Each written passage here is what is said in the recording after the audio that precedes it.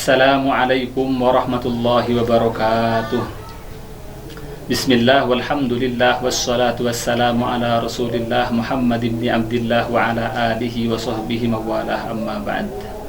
Alhamdulillah, kita bersyukur pada Allah subhanahu wa ta'ala atas segala nikmat yang Allah berikan kepada kita. Terutamanya Allah memberikan kita kesempatan untuk bersua dengan bulan Ramadan, bulan yang mulia, bulan yang agung, di mana Allah meletakkan di dalamnya banyak keutamaan dan fadilah yang tidak ada di bulan-bulan yang lain.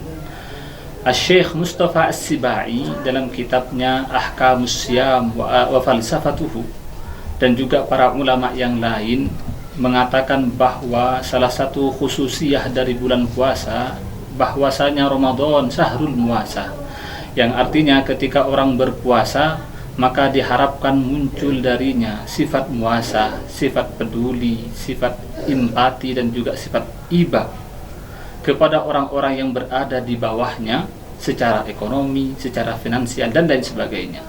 Ketika orang-orang berpuasa, kemudian ia menahan rasa lapar, menahan rasa dahaga dan haus, maka dia diharapkan bisa merasakan penderitaan orang-orang fakir dan orang-orang miskin, sehingga muncul sifat di dalamnya, sifat muasa, dan ia terdorong untuk membantu mereka dan berbagi rizki kepada mereka.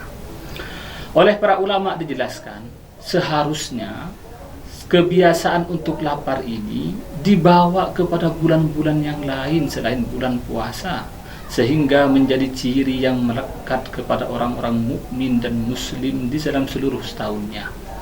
Oleh karenanya, kalau kita mengkaji hadis-hadis Rasulullah Sallallahu Alaihi Wasallam dan athar para sahabat dan tabi'in, maka kita akan menemukan banyak sekali hadis yang diriwayatkan tentang keutamaan rasa lapar dan juga celaan terhadap rasa kenyang.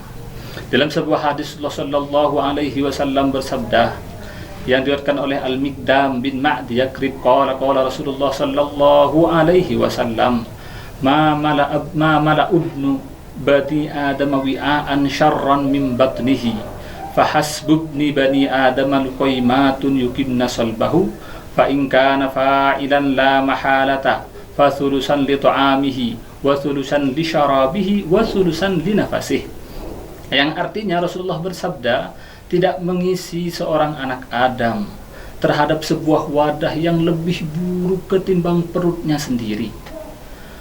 Makanya Rasulullah kemudian melanjutkan, jika seorang manusia ingin makan, maka cukuplah beberapa suap yang membuat ia bisa berdiri, buat ia bisa beraktivitas. Kalaupun harus nambah, kata Rasulullah Sallallahu Alaihi Wasallam, maka sejatinya cukup sepertiga dari isi perutnya berisi makanan, sepertiga berisi minuman, dan sepertiga sisanya adalah untuk nafasnya.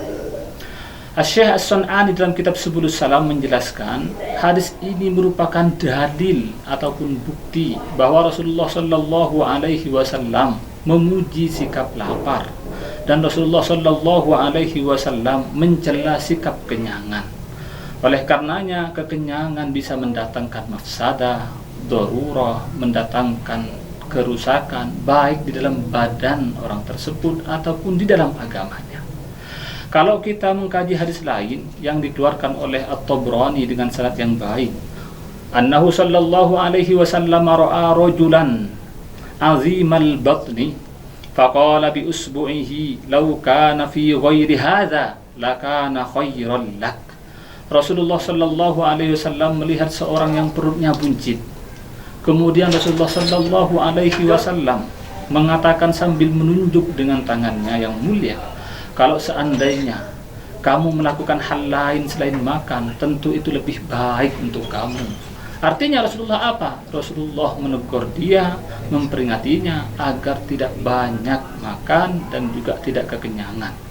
Di dalam hadis lain Rasulullah Sallallahu Alaihi Wasallam yang dikeluarkan oleh Al-Bazzar dengan dua sanad yang rijalnya thiqat, Rasulullah SAW satu ketika melihat Abu Juhaifah. Beliau bersendawa karena kekenyangan. Maka Rasulullah kemudian berkata, aktsaruhum syaba'an fid dunya, aktsaruhum ju'an yaumal qiyamah. Orang yang paling sering kenyang di dunia ini, maka dia adalah orang yang akan sering lapar kelak di akhirat nanti. Setelah mendengar sabda Rasulullah tersebut, Abu Juhaifah kemudian tidak pernah makan kekenyangan sampai ia meninggal. Dari sini kita bisa memahami bahwa salah satu maksud dari puasa adalah agar kita terbiasa untuk lapar, dan juga timbul di dalam diri kita sifat puasa, peduli, iba, merasakan penderitaan orang-orang miskin dan orang-orang fakir. Oleh karenanya, marilah kita berpuasa dengan puasa yang baik secara syarat dan rukunnya, dan puasa yang baik secara sunnah-sunnahnya, dan juga kita berpuasa dengan baik secara maqasid dan tujuannya. Apa sih yang bisa membuat kita melanggar atau merusak maqasid puasa yang muasa tersebut?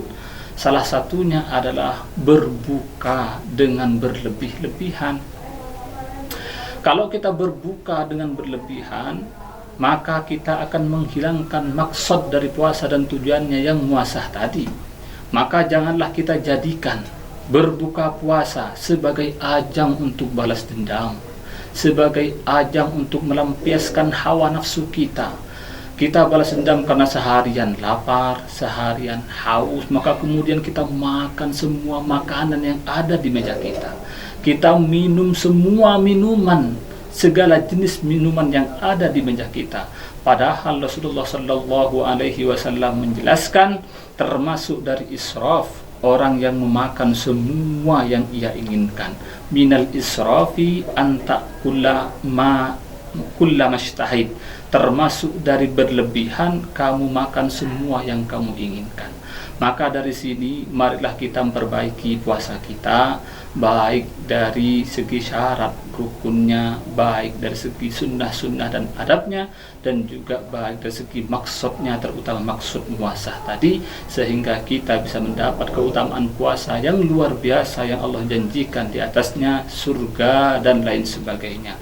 Demikianlah kuntum ini, semoga bermanfaat, semoga Allah senantiasa mengampuni dosa-dosa kita dan kita diterima pahala kita. Wa akhiran aku lakum jazakumullahu khairal jaza ala husni istima'ikum wa ihtimamikum. Summa assalamu alaikum warahmatullahi wabarakatuh.